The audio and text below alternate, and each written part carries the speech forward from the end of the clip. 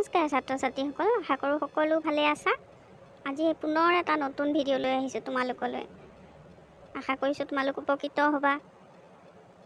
2024 অসমীয়া প্ৰশ্ন কাকত আহাচোন চাওঁ।